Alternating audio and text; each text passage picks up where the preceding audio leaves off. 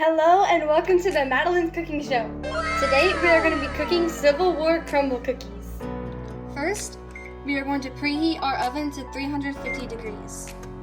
However, before we start, the dry and wet ingredients are totally different, just like the North and the South. The dry ingredients, like flour, sugar, salt, and baking powder, are completely different from the extracts that we're using, butter, our egg, and our oil. The North was industrial and the city-based, while the South is more agricultural and farm-based. They are both part of the same country, but very different on their own. Each ingredient starts out measured on its own before being added together. This is like the states' rights, because Southern states believe that each state should make its own decision instead of the federal government controlling everything, especially topics about slavery. First, I'm going to be adding 1/4 cup of oil into our stand mixer.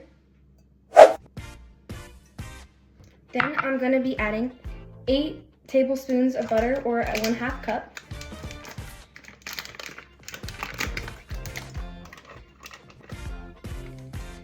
And before I add I'm going to be adding 1/2 cup of granulated sugar and 2 tablespoons of powdered sugar. We can talk about the compromise of 1850.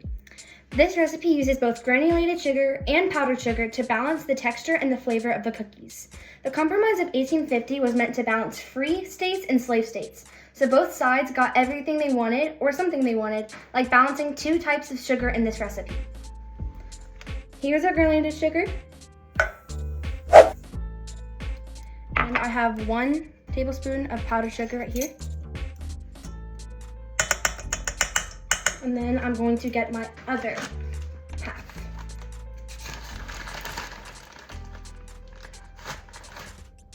Just like that.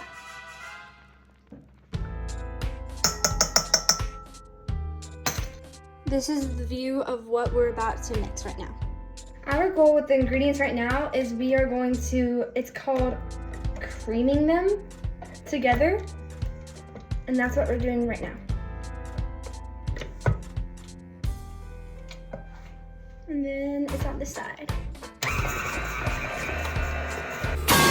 This is what we're doing right now. I turned it on a very high speed and it's starting to cream. Goo gaga. Before I add the egg in, we're gonna go down a little bit more in history during the secession in Georgia and the split views. Even inside of Georgia, people were dividing about seceding from the Union. It's like one egg that can be separated into the white and the yolk, 2 different parts that came from the same egg, but were not the same. Like how the Georgians were split on whether to stay in the Union or leave. Here's me cracking the egg and splitting the egg white and the yolk. Okay, so cracking it.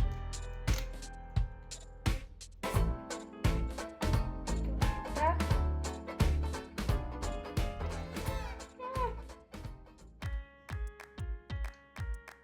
There's the egg white.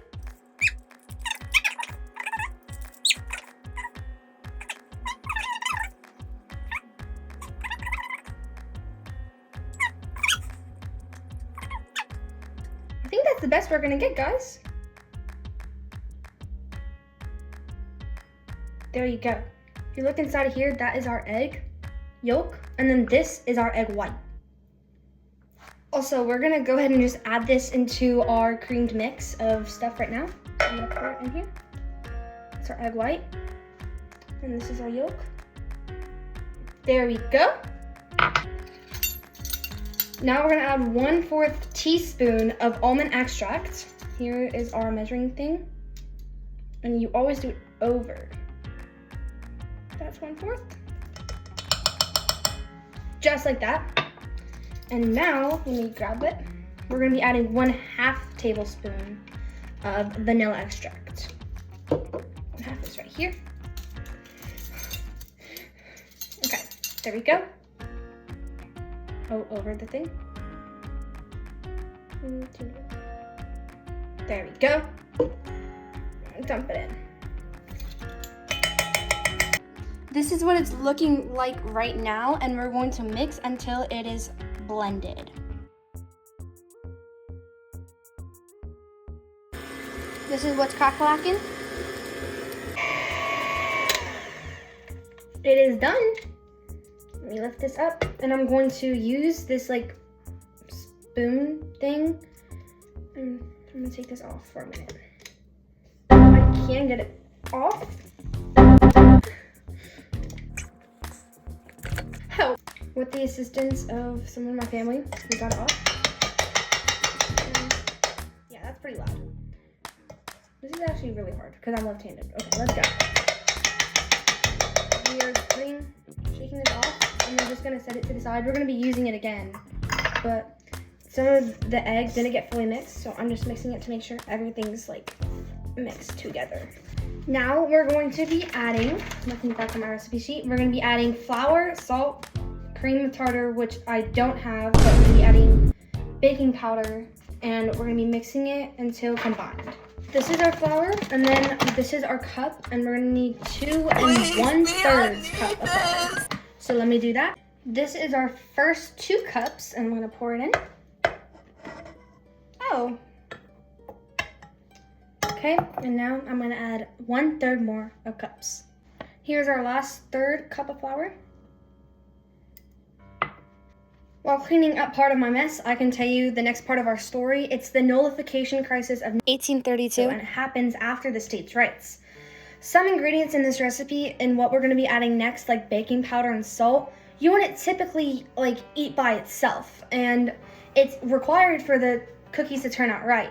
During the nullification crisis, the South Carolina tried to ignore a federal law that they didn't like. And that's like skipping an ingredient you don't like, even though the recipe says it's required, which can mess up the entire recipe. We're gonna be adding 1/4 teaspoon of salt, which I'm getting, or trying to get right now.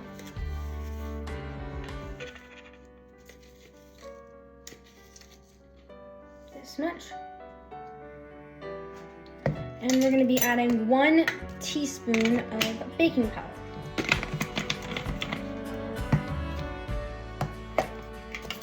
Fine teaspoon. Okay, here.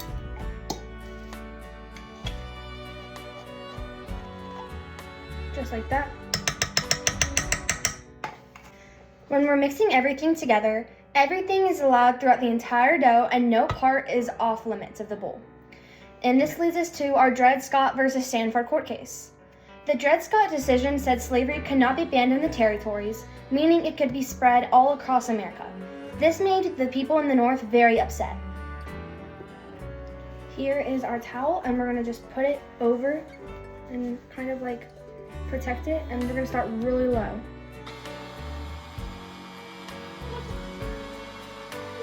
There we go. I'm gonna come back and check on it in just a couple minutes. With that good dough consistency. I'm now going to be mixing it with this so we can make sure it is fully mixed. Now that everything is combined, we are going to use, we have a tray, and we're gonna be scooping out 9 bowls and placing it, and then we're gonna put it into the oven for 9 to 10 minutes. This correlates to our story because this is kind of like the Georgia platform and their response to the Compromise of 1850. After the Compromise of 1850, the Georgia agreed to stay in the Union, but only if the North followed the rules. This is like continuing to scoop and bake the cookies, but paying close attention to proportions and what we're doing in case something goes wrong. Georgia continued with the recipe, but with certain conditions.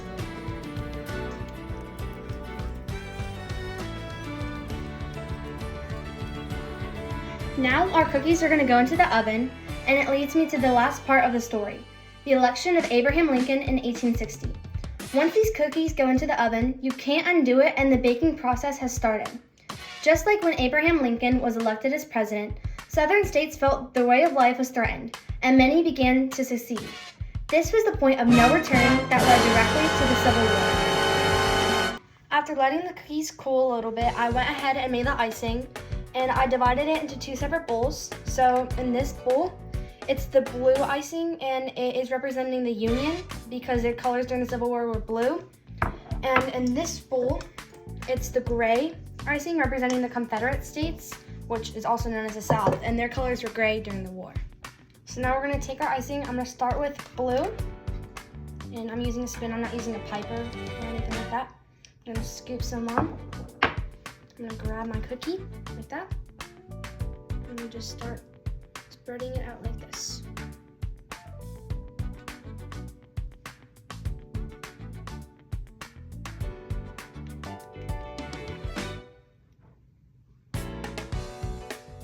Just like that. And that is our cookie. I'm gonna do some gray now. I'm gonna get my gray spoon.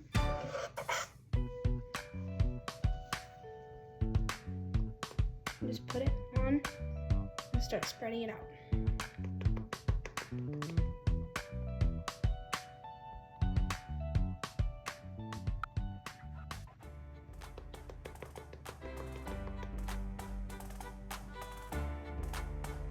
Just like that. And then I'm gonna complete the rest and then I'm gonna show you the end result. I'm about to eat these cheese I'm about to eat these cheese yeah. Thank you for watching Madeline's cooking show and learning how to make Civil War crumble cookies. Throughout this entire process, we not only learned how to bake cookies, but we learned about the road to the Civil War. Hope you join my next episode. Bye!